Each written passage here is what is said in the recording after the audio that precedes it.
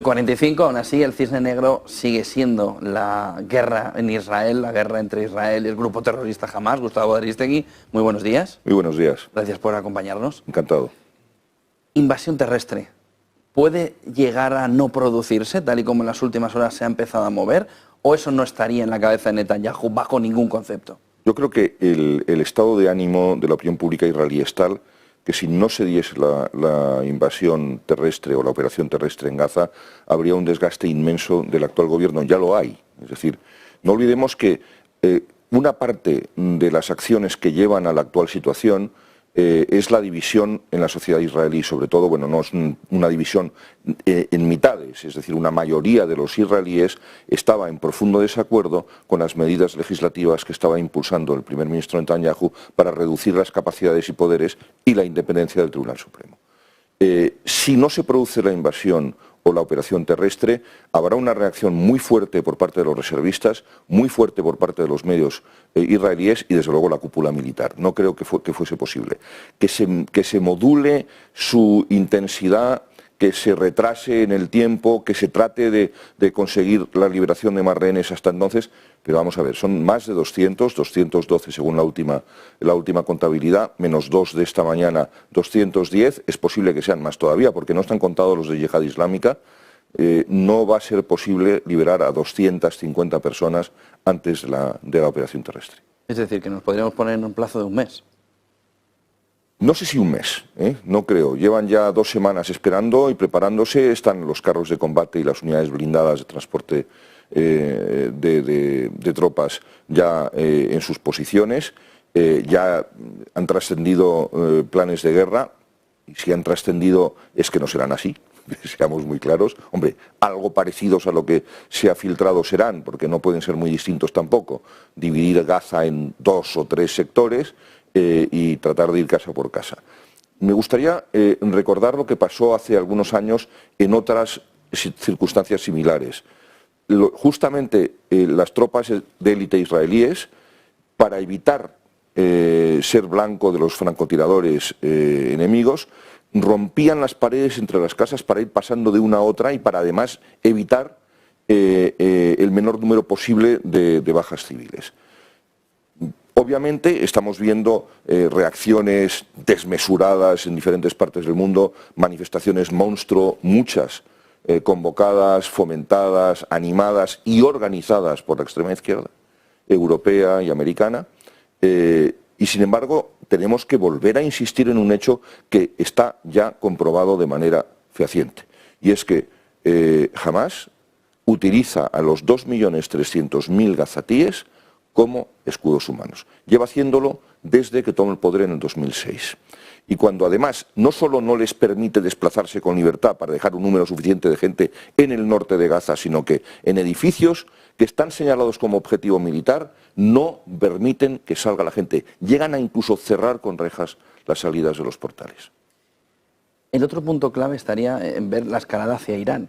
Todo lo que no sea Irán puede escalar, pero el mercado no le tiene tanto miedo, ya sea por el precio del petróleo, ya sea por razones humanitarias, ya sea por la potencia de una potencia nuclear entrando en el conflicto. ¿Está Irán detrás de Hamás y de Hezbollah lo suficiente como para entender que todo lo que está sucediendo tiene la mano de Irán detrás? Voy a hacer la respuesta esa que siempre dice el manual que no hay que hacer en una entrevista. Me alegro que me haga esa pregunta, ¿no? En fin, lo hago con un poco sentido del humor. Yo creo que es la pregunta más importante.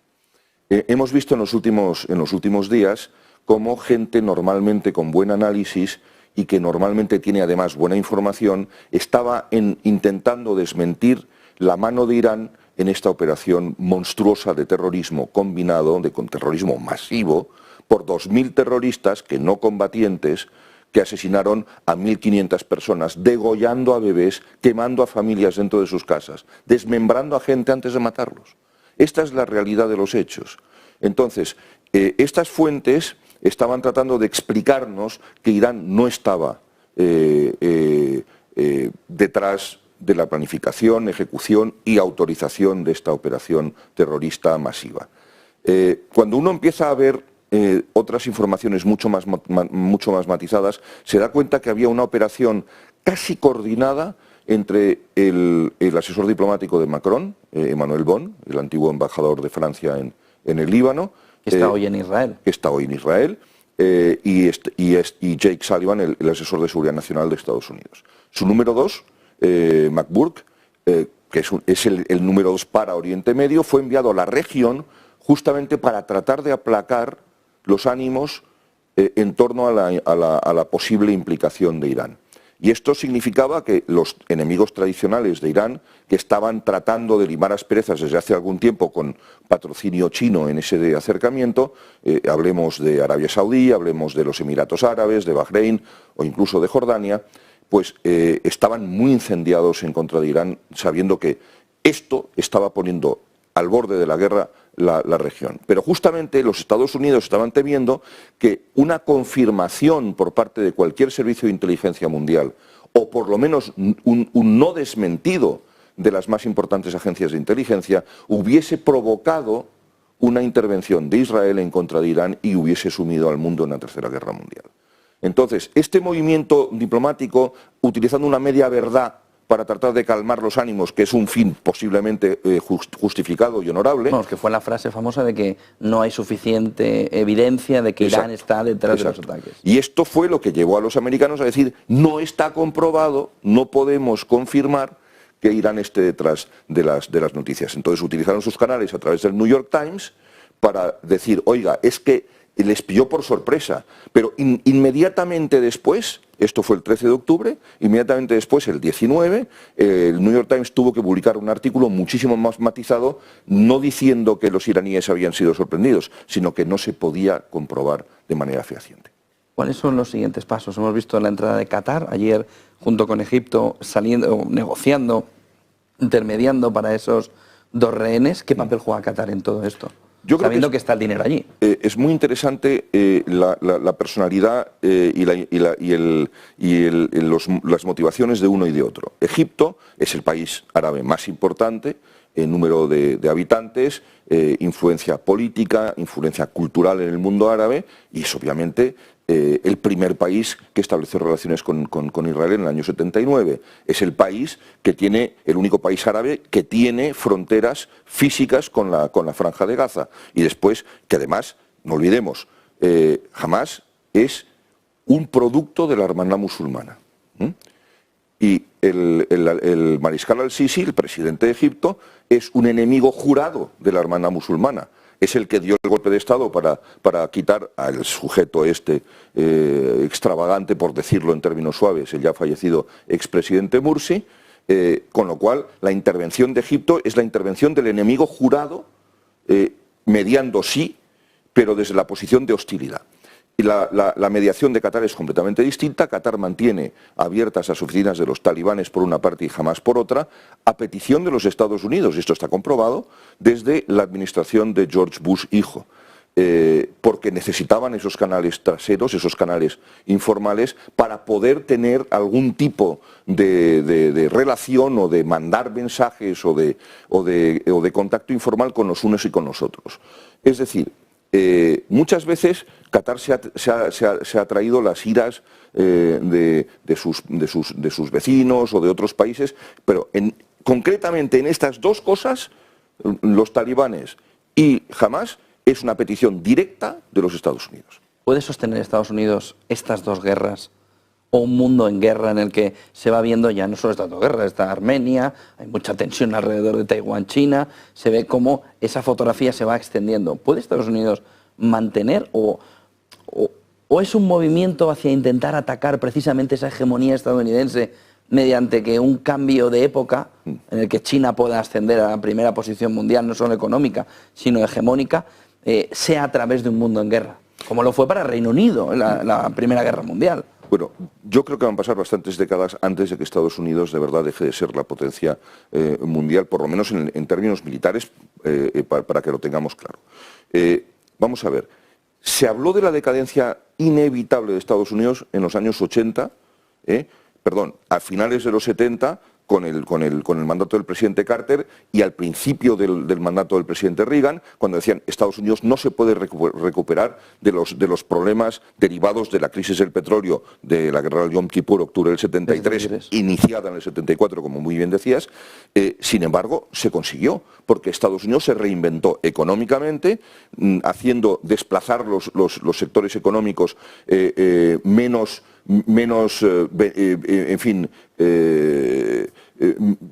producían menos beneficios y que los mandaron a países en vías de desarrollo, sobre todo los sectores industriales menos interesantes, y hoy en día estamos en lo mismo. La potencia militar estadounidense es hoy por hoy incontestable.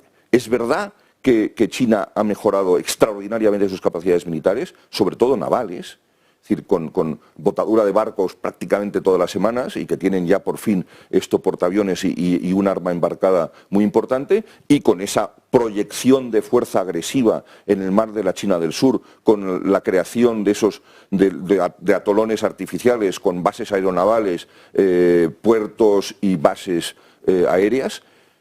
Pero sin embargo, la ventaja tecnológica de Estados Unidos y de sus aliados es todavía muy significativa. Pero liemos esto que me preguntas con Irán. ¿Puede Estados Unidos mantener dos frentes abiertos? Su estrategia militar así lo tiene concebido. ¿Puede mantener una tercera, que sería Taiwán? No lo sabemos.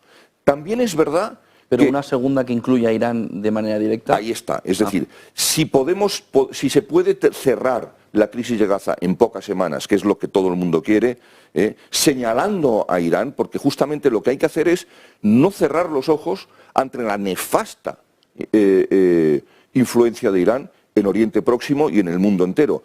Irán siempre se sale con la suya, tiene completamente podrido a Europa y otras partes del mundo con dinero sucio, comprando voluntades en diferentes partes. Está demostrado. Irán está acallando a sus rivales. Irán no se puede convertir en un socio presentable de la noche a la mañana, como también es el caso de Venezuela, porque la crisis energética provocada por la guerra de Ucrania necesita que el petróleo iraní y el petróleo venezolano vuelvan a los mercados. Es un perfecto disparate. Bueno, ha sacado un tema que me gustaría hablar también en la parte final. Ayer hubo un choque con China-Filipinas, en el que chocaron en el mar de Filipinas dos embarcaciones. Tuvo que aparecer la Guardia Costera China, que era del tamaño el triple que el barquito que tenían los filipinos. Y el otro punto es este de Venezuela. Es decir, se está moviendo el tablero geopolítico hasta el punto de que ahora hay nuevos malos que hacen menos malos a los antiguos malos hasta el punto de parecer buenos. Alvarez ha pedido eliminación de las sanciones de Venezuela. Estados Unidos está intentando ver en el proceso electoral que es lo suficientemente limpio como para también quitarle las sanciones. El movimiento hacia ese posicionamiento de que ahora Irán, Putin, de que hay un nuevo bloque, deja al aire por razones económicas que otros malos antiguos son menos malos o buenos, como Venezuela? Yo creo que es exactamente la lectura que hay que hacer, y eso se puede decir que en geopolítica no hay posiciones morales o de principios. Yo discrepo, creo que sí tiene que haber en geopolítica principios y valores, y no se puede rehabilitar a quien es un agitador de inestabilidad y de inseguridad en el mundo solo porque la economía coyuntural del momento lo precise. En todo caso, justamente estos choques en el mar de la China del Sur, que llevan produciéndose 20 años y a los que en Occidente le hemos dado muy poca importancia, sabiendo que además China está intentando establecer una posible expansión o salida hacia el este, es decir, llegando al oeste por el este, ya me entiende. Sí. Porque justamente la economía china está estrangulada por el estrecho de Malaca. Y el estrecho de Malaca es controlable con unos pocos submarinos. Y vuelvo a la afirmación que hacías. No olvidemos que la expansión china, una parte es muy clara, es decir, las fuerzas aeronavales en general, y la otra lo es menos. Hablaste de la Guardia Costera china. Es mucho más potente que la mayoría de las armadas de la región. Gustavo de Ariztegui, vamos a ver si de verdad en un par de semanas esto puede recoger cuerpo o recoger cuerda, ¿no?, para que se evite el conflicto. Muchas gracias por acompañarnos y por darnos fotografía en lo que está oculto también en lo que está sucediendo, que no es poco en esta guerra de Israel y en este mundo geopolítico que se esconde mucho detrás de los titulares de los periódicos. Sin duda, muchísimas gracias. Buen día y buen negocio. Gracias, buen negocio.